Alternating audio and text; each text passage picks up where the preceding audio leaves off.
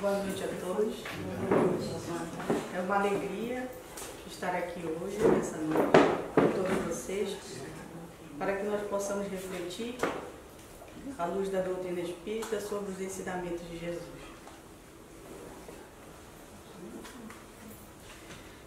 O tema que nós iremos explanar hoje será a evolução da humanidade e o choque de gerações.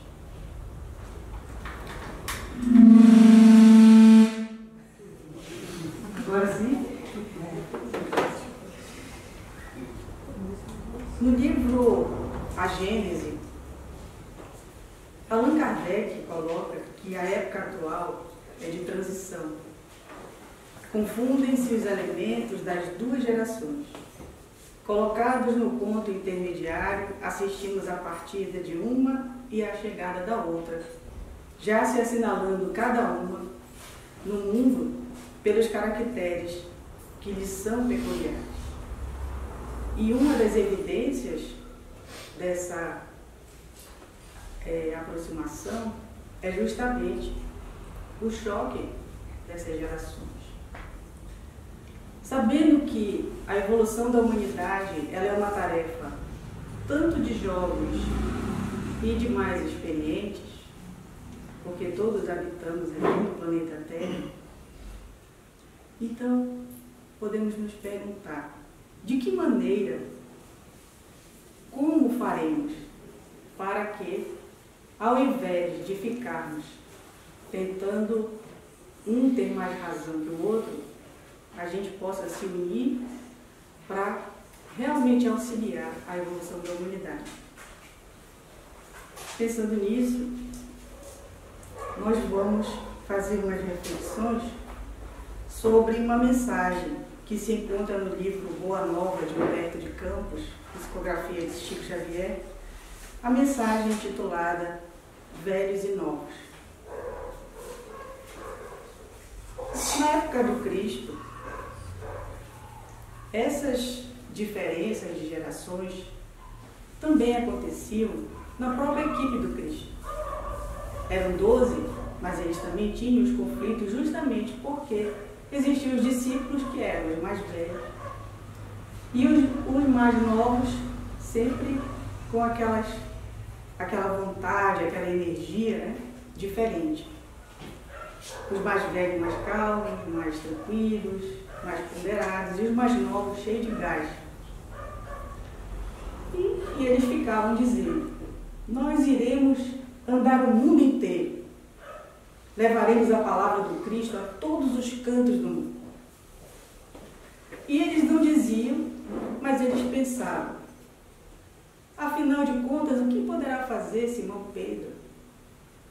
Que já tem uma certa idade, não tem mais a condição de viajar, de sair por aí, como nós temos. O que ele vai fazer para ajudar Jesus? E continuava o discurso dele, chamando os outros jovens, né, das ruas, para compor aquela equipe. E Simão Pedro, olhando aquilo, ficou se sentindo humilhado, porque, na realidade, ele se sentia também que as forças já estavam se esgotando. E ele sabia da tarefa árdua que era divulgar o Evangelho do Cristo, acima de tudo, vivenciá-lo. Então, ele, triste, acabrunhado, resolveu se aconselhar com Jesus. Que maravilha, né? Estar triste, acabrunhado e poder se aconselhar com Jesus. Então ele chegou lá, profundamente abalado, e contou a história dele para o mestre. E o mestre disse assim, aliás, quando o Pedro acabou de falar, ele percebeu que Jesus olhava para ele sem nenhum espanto, como se ele soubesse de tudo o que estava acontecendo no coração do Pedro. E Jesus então falou assim para ele: Simão, poderíamos acaso perguntar a idade de nosso pai? E se fôssemos contar o tempo na ampulheta das inquietações humanas, quem seria o mais velho de todos nós? A vida na terra é como uma árvore grandiosa, A infância é o seu ramo verdejante, a esperança. A mocidade são as suas flores, perfumadas e formosas, mas são uma promessa. A velhice é o fruto da experiência e da sabedoria, a realização.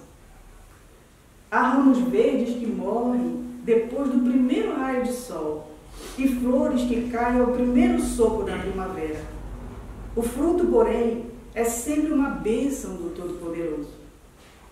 Esta imagem pode ser também a da vida do Espírito, com a diferença de que aí os ramos verdes e as flores nunca morrem, mas caminham sempre para o fruto da edificação. Diante da grandeza espiritual da vida, a existência humana é uma hora de aprendizado, na infinitude do tempo. Mas essa hora minúscula contém o que existe no todo. É por isso que na Terra vemos muitas vezes jovens que falam com uma experiência milenar e velhos sem reflexão e sem esperança. Pedro olhou para Jesus e disse assim: então, Senhor, independente de qualquer coisa, a velhice é a meta do Espírito?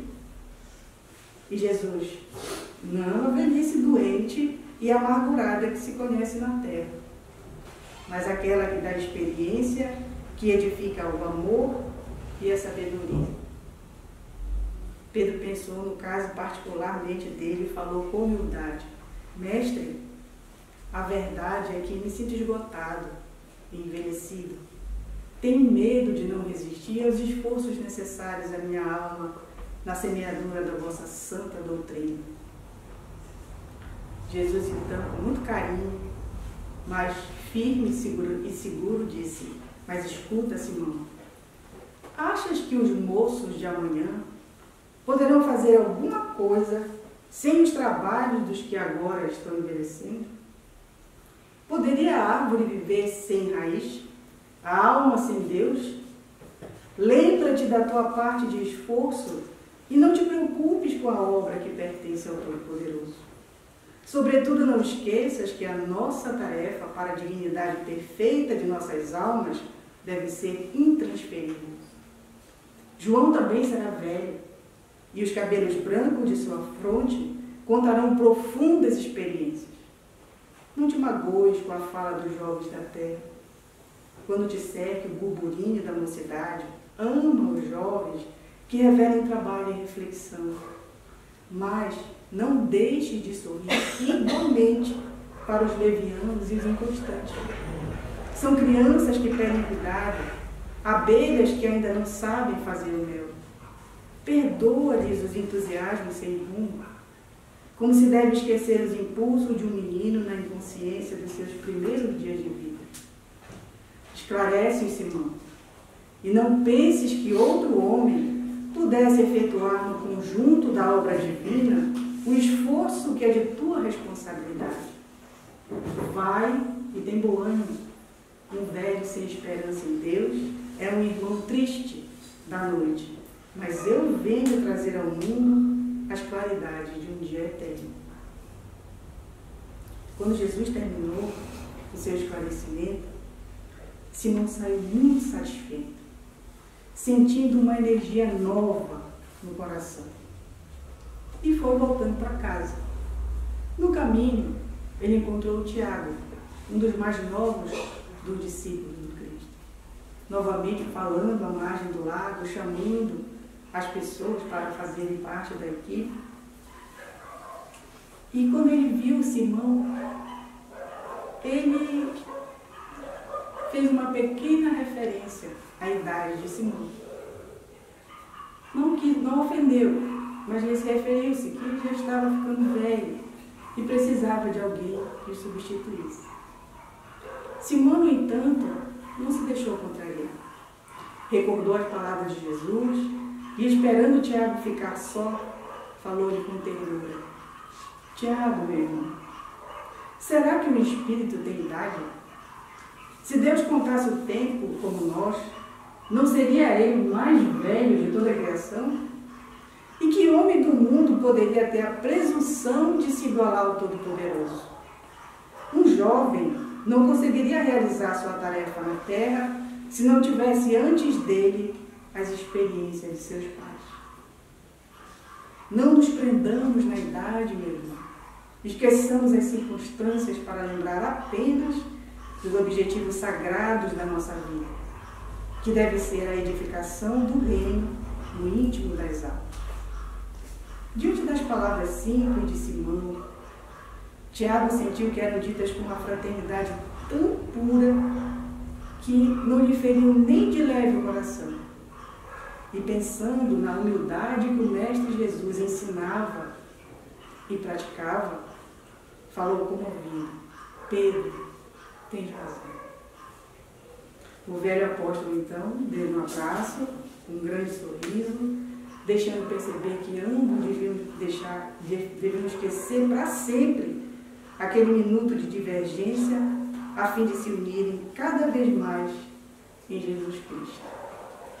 Naquela mesma tarde, quando Jesus estava pregando, e aquela multidão toda ao redor do Cristo, embevecida pelos seus ensinamentos, ele percebeu que haviam duas crianças que estavam se afastando do grupo e caminhando em direção à água do mar, que eles estavam à beira do mar da Galileia. E a mãe daquelas crianças estava ali, prestando atenção no que Jesus falava, e ela não se atentou que aquelas crianças estavam se afastando. E Pedro, então, percebendo o perigo, foi lá, pegou as crianças, conversando com elas devagarinho, sentou-se numa pedra e colocou as duas no seu colo. E ficou tomando conta delas, até que Jesus terminasse de falar. Quando acabou o sermão do Cristo, ele então devolveu as crianças da sua mãe. E ele pensou que se aquelas crianças tivessem perecido nas águas, quanta tristeza ia ter no final daquela tarde, depois dos ensinamentos tão belos do Cristo. E ele ficou tão feliz, porque naquele momento ele se permitiu ser utilizado por Deus para fazer uma tarefa pequena, mas que teve um valor tão grande para aquela mãe, para aquelas crianças e para todos que estavam lá. Então, ele foi para casa dormir muito feliz. E no outro dia, ele foi correndo, antes de começar o trabalho, procurar Jesus e beijou-lhe humildemente a túnica, falando com muita alegria: Mestre, mestre, agora eu os compreendo. Jesus contemplou com amor e respondeu: Em verdade, Simão, ser moço ou velho no mundo não interessa. Antes de tudo, é preciso ser de Deus. Então, essa pequena história, ela nos traz um ensinamento muito grande sobre como é que nós, as gerações diferentes, devemos fazer, devemos conviver para que estejamos unidos, trabalhando pela evolução da humanidade. As duas coisas que Jesus ensinou, que não pode faltar entre nós, primeiro é o respeito e a fraternidade. Respeito porque aqueles que já estão aqui há mais tempo são os batedores da mata, né? Quando a gente vai na mata, aquela mata fechada, os batedores vão na frente para abrir o caminho para aqueles que vêm atrás terem menos dificuldade de atravessar a mata. Então, aqueles que já estão há mais tempo aqui na Terra, os ditos velhos, eles estão acostumados ao embate da vida no plano físico. E esse embate é difícil. E os nossos irmãos que são mais jovens, que estão chegando, eles são mais sensíveis do que nós. Eles são mais envolvidos com a espiritualidade do que nós. E eles precisam saber lidar com as coisas do mundo para que o planejamento reencarnatório deles não se perca. Assim como nós estamos tentando vivenciar o nosso próprio planejamento reencarnatório. E é por isso que precisa haver respeito e fraternidade. Porque se eu sou aquele adulto aquela pessoa mais madura, que me acha que sou a dona da verdade, o que vai acontecer? Eu jamais vou aceitar o conselho de um jovem, a orientação de um jovem, o exemplo de um jovem, a sugestão de um jovem. Eu vou olhar para esse jovem e vou dizer, não sabe de nada, só está falando besteira. Eu conheço uma pessoa que se demitiu do emprego porque o gerente novo que assumiu era um jovem e ele já era um senhor. E ele pediu demissão porque ele disse que jamais ele iria aceitar ordens de uma pessoa mais nova do que ele, que não tinha experiência para ele. Então, normalmente, esse é o pensamento. Em contrapartida também, há muitos jovens que pensam que aquela pessoa que está ali de mais idade, ela já acabou, já pendurou a chuteira, não pode contribuir com mais nada. E dessa maneira, né, esquece que se ela está ali, que se hoje ela tem internet, se hoje ela tem telefone celular, é porque aqueles que já estão há mais tempo na Terra trabalharam, né, pesquisaram e foram evoluindo a ponto de organizar essas tecnologias e trazer para que hoje eles pudessem desfrutar disso. Então, há uma evolução sistemática desde o início do aparecimento da civilização humana na Terra. E como nós acreditamos na reencarnação, sabemos que esse conhecimento ele é acumulado. E tantas quantas forem as vezes que a gente vem aqui, a gente vai desenvolvendo esse conhecimento. Então, se hoje eu sou velho, mas ontem eu já fui jovem, e eu vou desencarnar daqui a pouco, mas eu vou voltar e serei jovem novamente. Mas na realidade eu não serei jovem, é o meu corpo que será. Porque o espírito, ele não tem idade.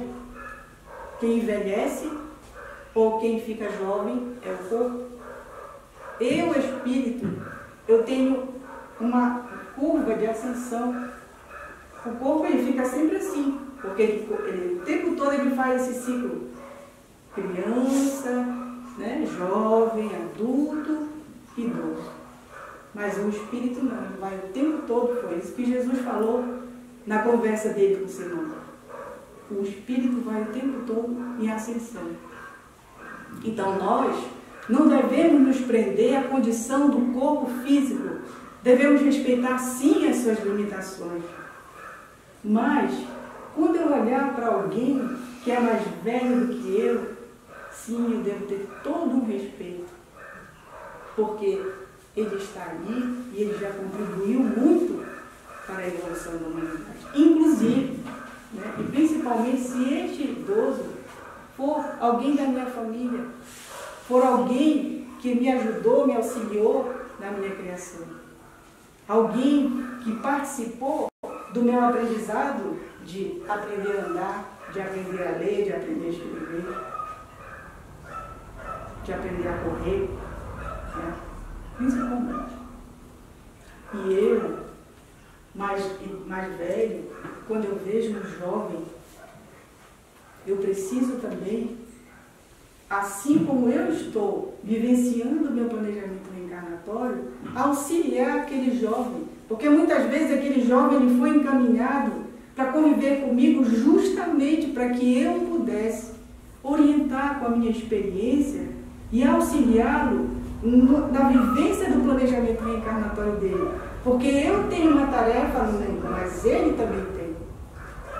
E se nós estamos juntos, seja no trabalho, seja na família, seja na escola, seja na casa religiosa que nós frequentamos, em qualquer lugar da sociedade, o tempo todo nós podemos estar uns auxiliando os outros.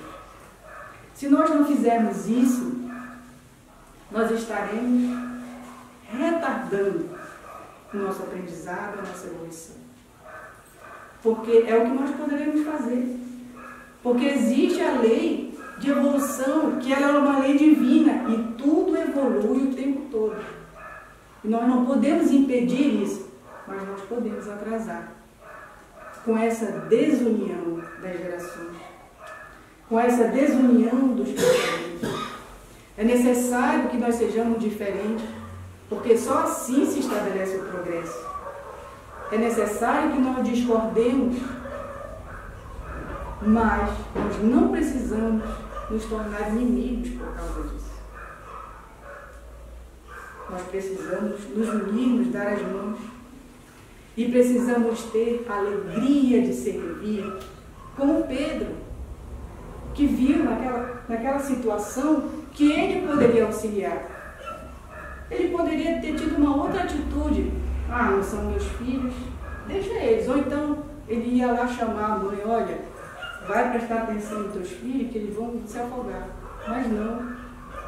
Ele queria que ela continuasse recebendo os ensinamentos de Cristo e cuidou das suas crianças para que nada lhes acontecesse.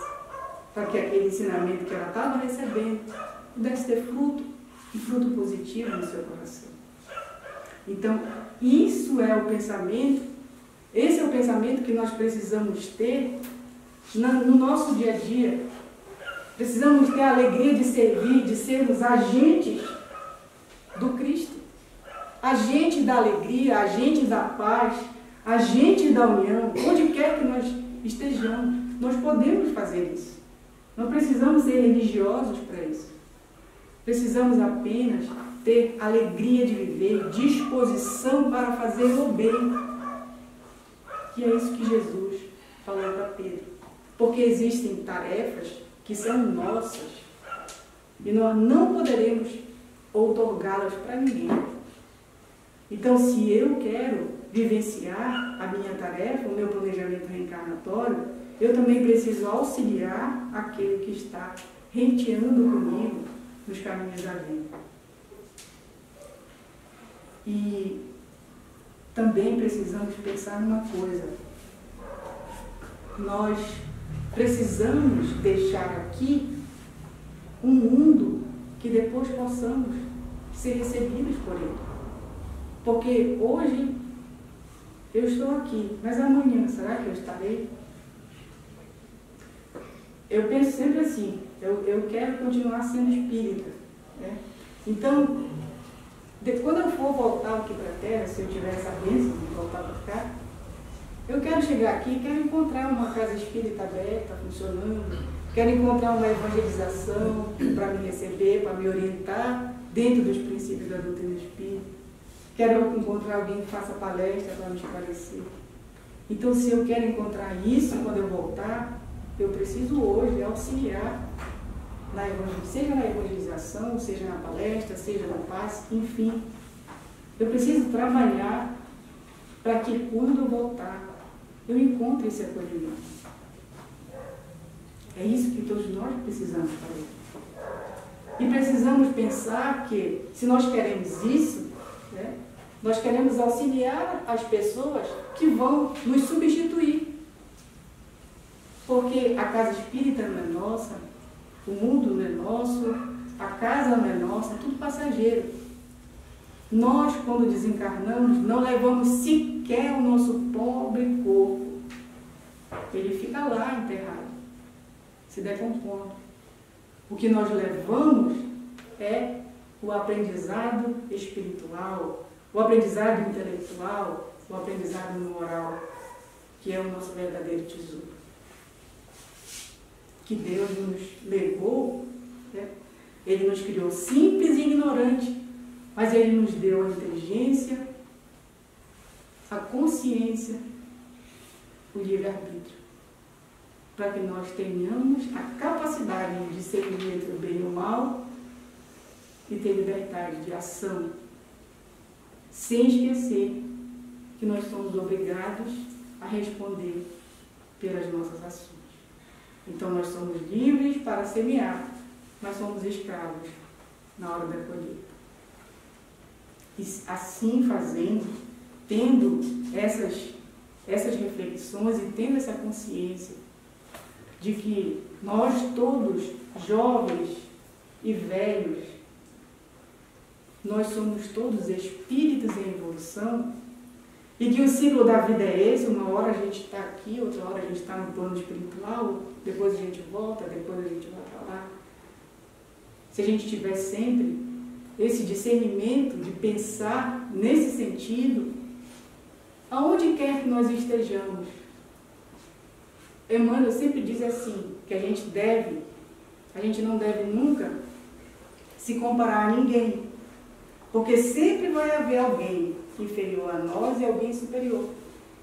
Então a gente deve se unir àqueles que são superiores a nós para aprender e àqueles que são inferiores para ensinar. Esse é um mecanismo respeitoso e fraterno da vida, nos permitindo a alegria de seguir, que Jesus conversou com Pedro e deixou a sua mensagem. Então, meus irmãos, que nós possamos, com essa mensagem de Jesus, refletir sobre o que nós queremos exatamente da nossa vida. Como é que nós estamos vivendo a nossa vida? Nós somos facilitadores da nossa vida ou nós somos dificultadores? Nós tornamos a nossa vida melhor ou mais difícil? E com relação ao nosso irmão, nós ajudamos ele a tornar a vida dele melhor ou mais difícil? Ou tornamos a vida mais difícil? Allan Kardec, no Evangelho segundo o Espiritismo, no capítulo Os Trabalhadores da Última Hora, coloca aqui: ditosos aqueles que hajam dito a seus irmãos, trabalhemos juntos e unamos os nossos esforços, a fim de que o Senhor, ao chegar, encontre acabada a obra, porquanto ele lhes dirá: vinde a mim, vós que sois bons servidores, vós que soubestes impor silêncio aos vossos ciúmes e às vossas misericórdias, a fim de que daí não viesse dano para outros. Então, que nós possamos nos unir, veteranos e calouros, pelo bem de nós mesmos e da humanidade. E como disse Jesus, se somos velhos ou somos jovens, não importa. O que importa é que todos nós sejamos de Deus. Muito obrigada pela atenção de todos e muita paz.